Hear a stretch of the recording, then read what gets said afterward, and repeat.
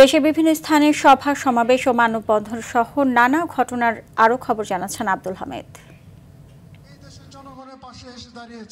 ব্রাহ্মণবাড়িয়া সরকারি কলেজ ছাত্রদলের উদ্যোগে বিএনপির ভারপ্রাপ্ত চেয়ারম্যান তারেক রহমান ঘোষিত রাষ্ট্র কাঠামো মেরামতের ৩১ দফার উপর কুইজ প্রতিযোগিতা ও পুরস্কার বিতরণী অনুষ্ঠানের আয়োজন করা হয়েছে।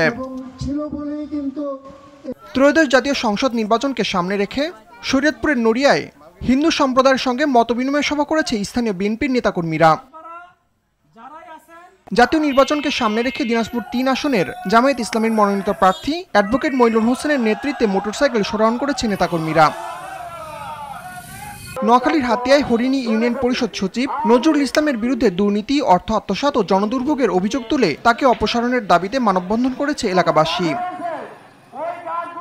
ঝিনাইদহ জেলা শহরে রেললাইন, মেডিকেল কলেজ ও কৃষি বিশ্ববিদ্যালয় স্থাপনের দাবিতে মানববন্ধন কর্মসূচি পালিত হয়েছে। সকালে শহরের পায়রা চত্বরে এই কর্মসূচির আয়োজন করা হয়। পরিবেশ বিধ্বংসী কার্যকলাপ ও জলবায়ু রক্ষার দাবিতে হবিগঞ্জে নাগরিক বন্ধন কর্মসূচি পালন করেছে ধরিত্রী রক্ষায় আমরা সংগঠন, খোয়াই রিভার ওয়াটার কিপার ও ওয়াটার কিপার্স বাংলাদেশ। সিলেটের জাফলংয়ে অনলাইনে জুয়া খেলার অপরাধে 4 জনকে আটক করে মোবাইল কোর্টের মাধ্যমে প্রত্যেককে 1 মাস করে বিনাশ্রম কারাদণ্ড দিয়েছে উপজেলা নির্বাহী কর্মকর্তা ও নির্বাহী ম্যাজিস্ট্রেট রতন কুমার অধিকারী।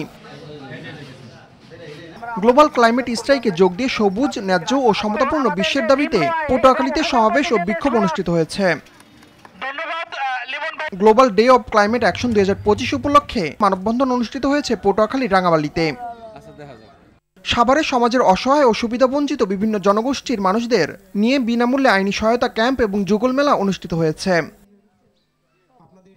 কিশোরগঞ্জের ভৈরবে অভিযান চালিয়ে ভেজাল খাদ্যদ্রব্য বিক্রয়ের দায়ে 4টি প্রতিষ্ঠানকে মোট 6,50,000 টাকা জরিমানা করেছে মোবাইল কোর্ট।